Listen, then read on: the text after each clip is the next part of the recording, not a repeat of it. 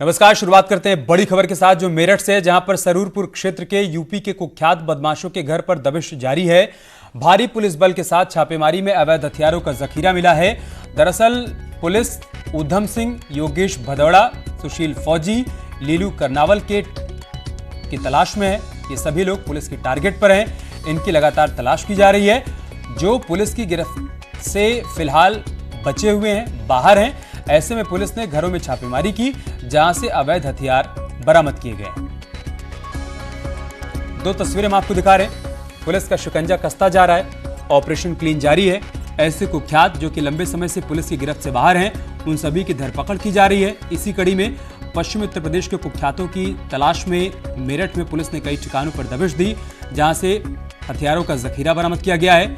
गिरफ्तारी से बचकर जो बदमाश फरार थे अभी तक, अब वो पुलिस की गिरफ्त में आ रहे हैं और तमाम और बदमाशों की धरपकड़ के लिए पुलिस आगे भी ऑपरेशन चलाने की बात कह रही है। इधर नोएडा में भी पुलिस और बदमाशों के बीच मुठभेड़ हुई। एक बदमाश के पैर में गोली लग गई, एक फरार हो गया। एक तमंचा और चोरी की बाइक बरामद की गई है।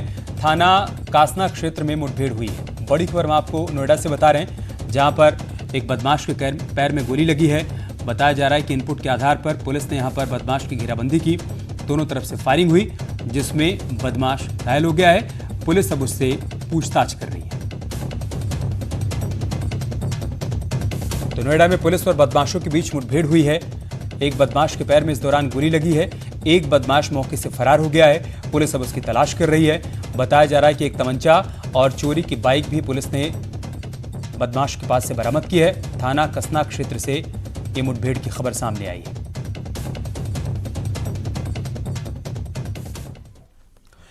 यूपी में होम आइसोलेशन की गाइडलाइंस जारी कर दी गई हैं। बिना लक्षण वाले मरीज होम आइसोलेशन में रहेंगे। आइसोलेशन के लिए घर में अलग से जगह लेना जरूरी होगा। मरीज की देखभाल के लिए एक और व्यक्ति जरूरी होगा। बताया जा रहा है कि हाइड्रोक्सी क्लोरोक्वीन दवा खानी होगी। घर में मौजूद दूसरे सदस्यों से कोविड-19 मरीज को दूर रहना होगा। नजदीकी सरकारी नोडल अस्पताल के लगातार संपर्क में भी रहेगा मरीज। कोविड-19 मरीज को एक शपथ पत्र भी भरना होगा। गाइडलाइंस जारी कर दी गई हैं। आज ही यूपी सरकार ने होम आइसोलेशन को मंजूरी दी है और उसके बाद अब गाइडलाइंस जारी कर दी गई हैं कि किन किन बातों का ख्याल रखना होगा, किन किन शर्तों का पालन करना होगा।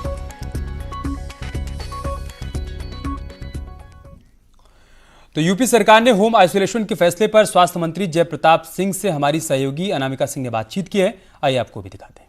अब इधर हम लोगों ने देखा है कि थोड़ा होम क्वारंटीन, होम आइसोलेशन देने में थोड़ा ठीक होगा, तो इस पर माननीय मुख्यमंत्री जी से बात करने के बाद उनका अनुमति मिला है और उससे संबंधित गाइडलाइन जो हमको स्वास्थ्य मंत्रालय से मिला है दिल्ली से, वो उसका अनुराग करने के बाद उसको हम लोग गाइडलाइन को जारी कर देंगे। सर, अलग अलग राज्यों में होम आइसोलेशन की जो व्यवस्था है वो चल रही है, क्या दिल्ली से ही मिलते जुलती कुछ गाइडलाइंस यूपी की भी होंगी जिसको स्टडी कर रहे हैं आप लोग?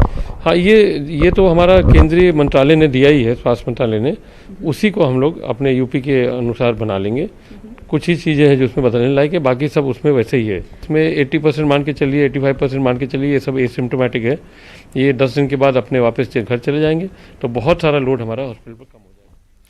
और कानपुर में जय वाजपेयी ने मीडिया से बात करते हुए सनसनीखेज आरोप लगाए हैं। जय वाजपेयी ने सफेद पोशों की तरफ इशारा किया है। जय वाजपेयी के मुताबिक विकास दुबे को कई सफेद पोशों का संरक्षण प्राप्त था। आइए हम आपको सुनवाते हैं कि क्या कुछ कहा है जय वाजपेयी ने। बड़े लोगों को कोई फांस नहीं पा रहा, चक्कर मुझको मोहरा बनाया जा रहा है। क्या मानते हैं कि बड़े नेता के बारे में आप जानते जो लिंक हुए विकास दुबे? सब पूरे शहर के नेता, बीजेपी के, बीएसपी के, जितने हर कैबिनेट मंत्री, जितने सब आपका नाम सब किसी नहीं बता पाएंगे। सब लोग शामिल हुए थे, उसमें क्या कहेंगे? जी सर, हम शादी में गए थे, बाकी हमारा उनसे कोई लिंक नहीं है। विकास से आपका कोई संबंध नहीं है? विकास का संबंध हमारा बस खाली गाँव है, वहाँ पे उसी मेरे संबंध है, बाकी हमारा कोई लेन देन का मेरा कोई हमारे घर में मेरे रिवॉल्वर मेरे घर में 7 महीने से लाकर में रखी थी, वो मैंने पुलिस को दे दिया। जो पुलिस ने मांगा, रजिस्ट्री कापे ने सब कुछ, मैं पकड़ा नहीं गया, मैं 5 बार खुद थाने गया। और पुलिस मुठभेड़ में मारे गए गैंगस्टर विकास दुबे का एक और वीडियो सामने आ गया है। बताया जा रहा है कि वीडियो सितंबर 2019 का है, जब विकास दुबे माती जेल से छूट कर आया था। उसके बाद जब वो कानपुर के बिकरू गांव पहुंचा था, यानी अपने गांव, तब उसका जोरदार स्वागत किया गया था। लोगों ने विकास दुबे जिंदाबाद के नारे भी लगाए थे।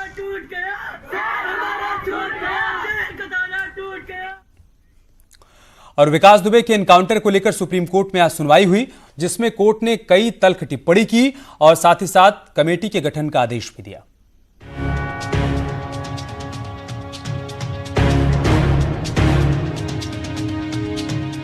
गैंगस्टर विकास दुबे एनकाउंटर की दोबारा जांच। सुप्रीम कोर्ट के रिटायर्ड जज की अध्यक्षता में जांच कमेटी।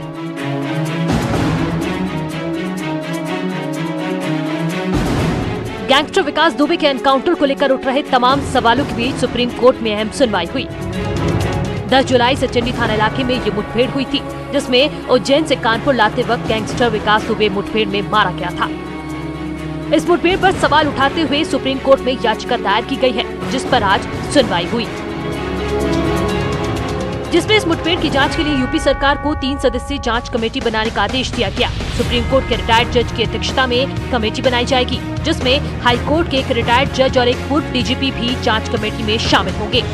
यूपी सरकार ने जांच कमेटी को मंजूरी देते हुए सुप्रीम कोर्ट में बताया कि मंगलवार तक कमेटी का नोटिफिकेशन जारी हो जाएगा। इसके बाद बुधवार को सुप्रीम कोर्ट मामले की सुनवाई करेगा। वहीं सुनवाई के दौरान सुप्रीम कोर्ट ने यूपी में हुए इस जघन्य हत्याकांड को लेकर हैरानी भी जताई। सुप्रीम कोर्ट ने पूछा कि आखिर इतने संगीन मुकदमों का मुख्य आरोपी बेल पर कैसे रिहा हुआ, जिसने इतने बड़े हत्याकांड को अंजाम दे डाला। ये सिस्टम की विफलता को दर्शाता है। जमानत के आदेश क्यों दिए गए, सभी आदेशों की एक सटीक रिपोर्ट दी जाए। वहीं विकास दुबे एनकाउंटर को हैदराबाद जैसा बताए जाने पर सीजेआई जस्टिस बोबडे ने कहा कि तेलंगाना में हुई मुठभेड़ और इसमें अंतर है। तेलंगाना वाले मामले में आरोपी बिना हथियार के थे, जबकि विकास दुबे के मामले में ऐसा नहीं है। हैदराबाद और दुबे केस में एक बड़ा अंतर है। वे एक महिला के बलात्कारी और हत्यारे थे, जबकि दुबे और उसके सहयोगी पुलिस कर्मियों के हत्यारे थे। सुप्रीम कोर्ट की टिप्पणी के बाद विपक्ष को बीजेपी पर निशाना साधने का मौका मिल गया। जो समाजवादी पार्टी जिस बात की चिंता व्यक्त कर रही थी कि अपराधी विकास दुबे को इतने दिनों तक कौन कौन नेता और कौन कौन अधिकारी उसकी मदद करते आए हैं, आज सुप्रीम कोर्ट ने भी चिंता व्यक्त की और सुप्रीम कोर्ट ने फटकार भी लगाई कि भाई उसे इतने बड़े अपराधी को जमानत कैसे मिल गई, सरकार क्या करती रही, सरकार क्या कर रही थी कि इतने बड़े अपराधी को जमानत मिल गई। यही समाजवादी पार्टी जानना चाहती है कि विकास दुबे का अगर आप सीडीआर पब्लिक कर देंगे, सीडीआर विकास दुबे की ले आएंगे, तो कम से कम पता चल जाएगा कौन भारतीय जनता पार्टी का नेता और कौन सरकार का अधिकारी उसकी मदद कर रहा था। एनकाउंटर की दोबारा जांच कमेटी बनने के बाद जघन्य हत्याकांड से जुड़े कई राज सामने आ सकते हैं, तो विकास के मददगार लोगों का भी खुलासा हो सकता है। Team news 18। और बात करते एक और बड़ी खबर की। सवाल ये कि अयोध्या में राम मंदिर कैसा बनेगा, उसकी पहली तस्वीर सामने आ गई है, जो न्यूज़ 18 इस वक्त आपके सामने रख रहा है। आप भी इस तस्वीर के जरिए राम मंदिर की भव्यता का अंदाजा आसानी से लगा सकते हैं। तस्वीर में देखिए, राम मंदिर में 5 गुंबद होंगे, जो इस वक्त आपकी टीवी स्क्रीन पर दिखाई पड़ रहे हैं, और 3 मंजिला इमारत होगी, जिसकी ऊंचाई 161 फीट तय की गई है। पहली तस्वीर इस वक्त जो न्यूज़ 18 आपके सामने रख रहा है। अब देखिए, 3 मंजिला मंदिर का निर्माण होना है, 5 गुंबद इसमें होंगे। पहले तय किया गया था, जो पहला मॉडल था उसके मुताबिक 3 गुंबद बनने थे, लेकिन अब उसकी संख्या बढ़ाकर 5 कर दी गई है। और साथ ही साथ पहले जो 2 मंजिला मंदिर बननी थी, अब वो 3 मंजिला मंदिर का निर्माण किया जाएगा। और किन किन वीआईपी लोगों को आमंत्रित किया जा रहा है शिलान्यास के मौके पर, वो भी हम आपको बता रहे हैं। लालकृष्ण आडवाणी, गृह मंत्री अमित शाह और साथ ही आरएसएस प्रमुख मोहन भागवत, मुरली मनोहर जोशी, रक्षा मंत्री राजनाथ सिंह, उमा भारती, विनय कटियार, कल्याण सिंह और साथ ही महाराष्ट्र के मुख्यमंत्री उद्धव ठाकरे भी। ये वो बड़े नाम हैं जो कि 5 अगस्त को शिलान्यास के मौके पर मौजूद रहेंगे। शिलान्यास प्रधानमंत्री मोदी को करना है। केशव प्रसाद मौर्य अयोध्या का दौरा करेंगे, तैयारियों का जायजा लेंगे डिप्टी सीएम। 10 बजे तक अयोध्या पहुंच जाएंगे डिप्टी सीएम केशव प्रसाद मौर्य। रामलला हनुमानगढ़ी के दर्शन भी करेंगे। ये बड़ी खबर हम आपको बता रहे हैं। डिप्टी सीएम केशव प्रसाद मौर्य अयोध्या का दौरा करेंगे। बताया जा रहा है कि यहां पर तैयारियों का जायजा लेने के लिए वो पहुंचेंगे। 10 बजे उनके पहुंचने का कार्यक्रम तय किया गया है। रामलला और हनुमानगढ़ी के दर्शन भी करेंगे डिप्टी सीएम केशव प्रसाद मौर्य।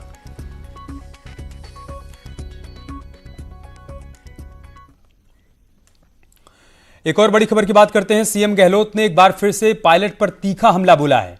राजस्थान के सीएम गहलोत ने कहा है कि सचिन पायलट ने कांग्रेस की पीठ में छुरा घोंपने का काम किया है।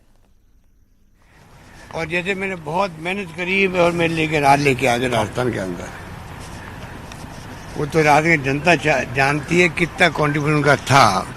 हमने फिर भी कभी क्वेश्चन नहीं किया।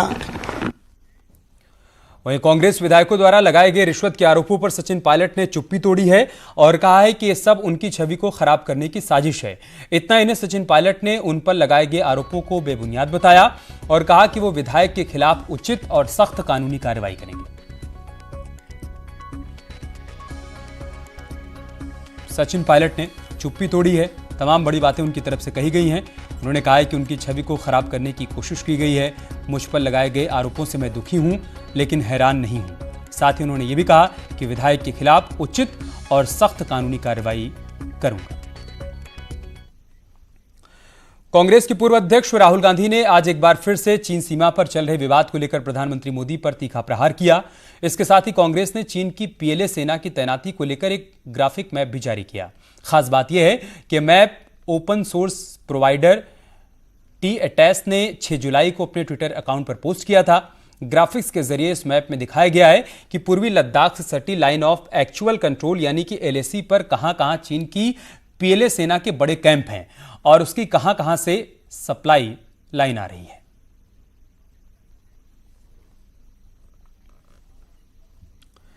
इधर जेपी नड्डा और सुधांशु त्रिवेदी ने राहुल गांधी के बयान पर पलटवार किया। सुनिए क्या कुछ कहा उन्होंने। आने का प्रयास करें, इस तरह की बात उन्होंने कही है। उन्होंने सोशल डिस्टेंसिंग की बात की और साथ में आइसोलेशन में रहने की बात की और इसके साथ साथ उन्होंने सेल्फ प्रोटेक्शन के साथ राष्ट्रीय अध्यक्ष आदरणीय श्री जगत प्रकाश नड्डा जी ने उसका प्रत्युत्तर देते हुए यह याद दिलाया है कि वहां भारत की विदेश नीति, रक्षा नीति और प्रधानमंत्री माननीय श्री नरेंद्र मोदी जी के संदर्भ में जो कुछ भी राहुल गांधी जी ने कहा है उसमें कुछ भी नया नहीं है। वो अपने चिरपरिचित शैली में, जैसे उन्होंने बोला था ना एक बार कि शस्त्रहीन सैनिकों, तो उसी शैली के अनुसार उनका बयान आधारहीन, तर्कहीन, तथ्यहीन और बुद्धिहीन है और इस आधार पर आक्षेप लगाने का एक विफल प्रयास मात्र है। आगे बढ़ते हैं, खबर नोएडा से है जहां पर express park view nimbus society में मारपीट का एक वीडियो सामने आया है जिसमें सुरक्षाकर्मी एक युवक के साथ मारपीट करते हुए नजर आ रहे हैं। बताया जा रहा है कि युवक कोरोना की वजह से 4 महीने से सोसाइटी में नहीं आया था और आज जब वो अपना लैपटॉप लेने के लिए आया तब गार्ड ने युवक की लाठी डंडों से पिटाई कर दी। फिलहाल पुलिस वीडियो के आधार पर जांच पड़ताल कर रही है।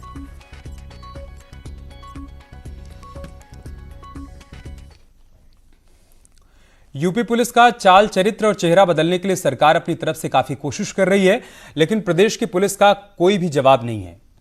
उन पर इन कवायदों का ज्यादा असर फिलहाल नहीं पड़ रहा है। प्रतापगढ़ में कुछ ऐसा ही देखने को मिला, जहां पर जब दरोगा जी पिस्टल नहीं चला पाए तब एडीजी ने दरोगा को हाथ ऊपर करके दौड़ा दिया सजा के तौर पर।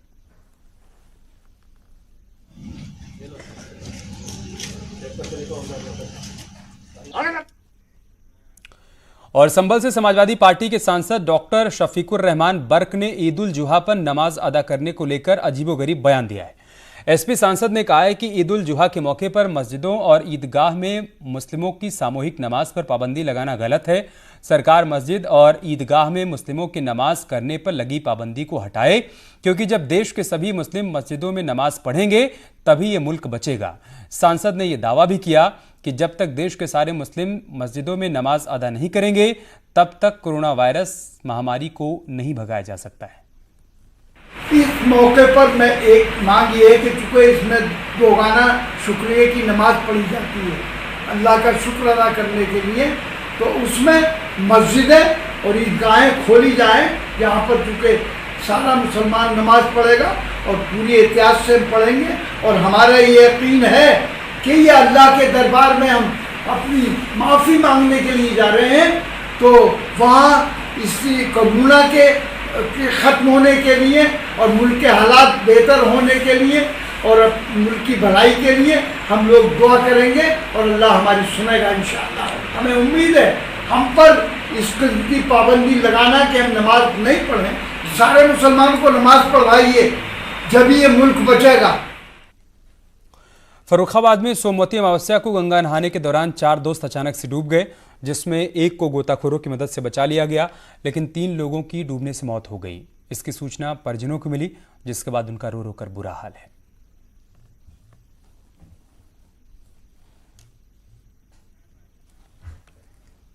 और अब खबर अलीगढ़ से, जहां पर बारिश नहीं होने की वजह से बच्चियां इतनी परेशान हो गई हैं कि वो अब धूप में बैठकर इंद्रदेव को प्रसन्न करने की कोशिश कर रही हैं। ये चारों बच्चियां भूखी प्यासी तप कर रही हैं। तप पर बैठी चारों मासूम बच्चियों के साहस और मनोबल को देखकर गांव वाले भी हैरान हैं।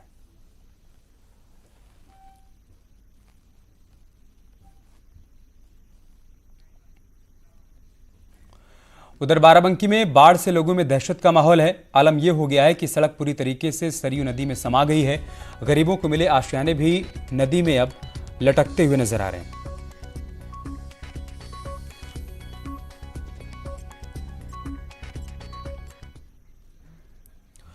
गोरखपुर से होकर बहने वाली सभी नदियां इन दिनों उफान पर हैं। सभी नदियां खतरे के निशान को पार कर गई हैं। सदर तहसील के जंगल कौड़िया ब्लॉक के कुछ गांवों में राप्ती तेजी से कटान कर रही है। नदियों के कहर से परेशान लोग अब अपना सब कुछ छोड़कर बंधे पर शरण ले रहे हैं। हालांकि प्रशासन दावा कर रहा है कि बाढ़ से बचाव को लेकर सारे इंतजाम किए गए हैं। सभी बाढ़ चौकियां एक्टिव हैं।